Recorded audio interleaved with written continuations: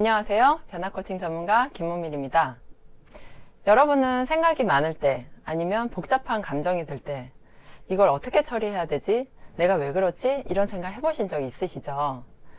자, 오늘은 그런 생각과 감정들 그리고 내 마음에 공감하는 법에 대해서 알려드릴게요.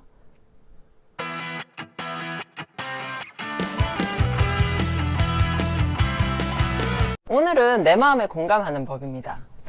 많은 자기계발서에서는 이런 얘기들을 하죠. 긍정적으로 생각해라. 그리고 당신은 뭐든지 할 수 있다.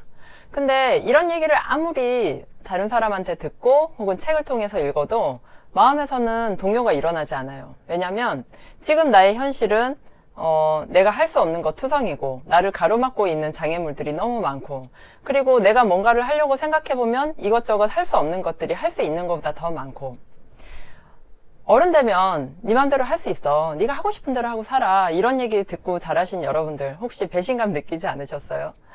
저는 그런 얘기를 듣고 자라지 않았는데도 뭐야 내가 할 수 있는 게 왜 이렇게 없어 이런 생각들을 참 많이 하게 돼요. 우리가 학교를 이렇게 열심히 다니면서 엄마 아빠가 얘기하는 대로 혹은 주변 사람들이 얘기하는 대로 뭔가 이렇게 열심히 공부하고 그리고 그 시간들을 견뎌왔잖아요. 근데 그 시간들을 견뎌오고 이제 20대가 되고 30대가 됐는데 여전히 인생은 내 것이 아닌 것 같이 느껴지죠. 그리고 여전히 삶은 신은 내 편이 아닌 것 같아요. 근데 이제 거기에서 더 큰 문제는 뭐냐면 외부 상황이 통제가 안 되는 것도 있지만 내 마음도 내 마음 같지 않은 거예요. 왜냐면 거기에 많은 생각들 그리고 감정들 그리고 내가 지금까지 들어왔던 이야기를 통해서 혹은 내가 학습된 거에 통해서 나한테 이제 고정된 신념들이 있는 거죠. 고정관념 이런 거를 뭐 편견, 신념, 가치관 이렇게도 말을 하는데요. 자, 그러면 나한테 어떤 많은 생각들이 들거나 아니면 복잡 미묘한 감정들 이걸 어떻게 받아들이면 좋을까요? 제가 요즘 그 코칭해드리는 분들을 이렇게 가만히 이야기를 들어보면 아니 선생님 도대체 내 마음에 어떻게 공감을 해야 될지 모르겠어요. 이런 얘기들을 되게 많이 하세요. 근데 이렇게 생각하시면 좋아요.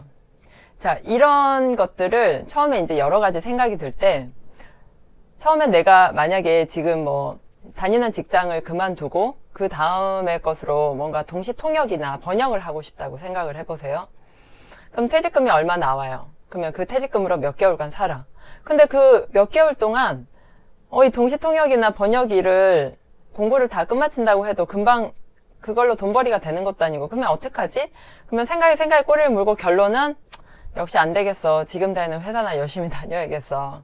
조금 더 나를 위해서 뭐 여행을 가고 조금 더 나를 위한 쇼핑을 하고 이 정도에 이제 만족하는 걸로.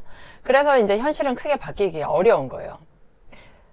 거기에서 문제가 뭐냐면 어떻게 해야 되지를 계속 생각하다 보니까 계속 또 막히는 거죠.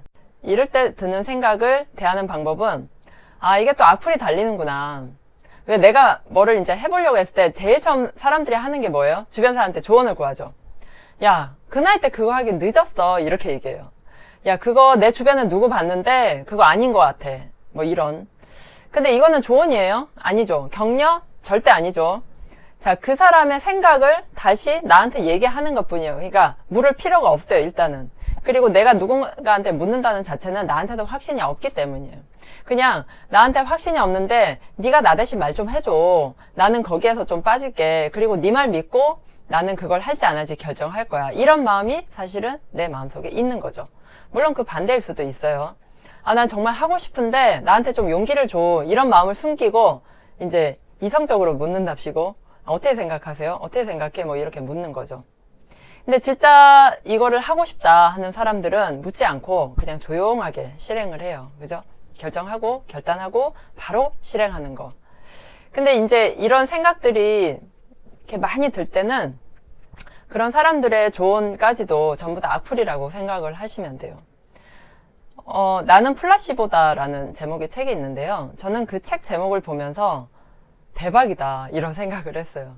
플라시보 효과 아시죠? 우리가 위장약 먹고도 두통이 낫고 그리고 이 수술을 시작합니다 하고 실제로 수술을 하지 않았는데도 그 사람의 어떤 상황이 호전되고 이러한 것들이 굉장히 많은 케이스들을 그 책에는 모아놨어요. 근데 나는 플라시보다라는 거는 내가 없는 걸 만들어내는 거잖아요. 누군가의 말에 의해서. 혹은 반대로 얘기하면 내가 있다고 계속 생각을 하면 있게 되는 거죠. 자, 그래서 이 다른 사람의 어떤 말, 그리고 나의 생각, 이거는 다 악플로, 악플 취급을 하는 거예요. 아, 또 악플이 달렸구나. 사람들이 이제 잘해봐. 그래, 넌 잘할 수 있을 거야. 이런 말 하면 난 어떻게 받아들여요? 의심하죠. 근데 나쁜 말을 하면 그건 철석같이 믿어요. 그게 우리의 고질적인 이제 병인 거예요. 자, 그래서 나한테 어떤 생각들이 많이 들면 계속 악플이야. 이건 그냥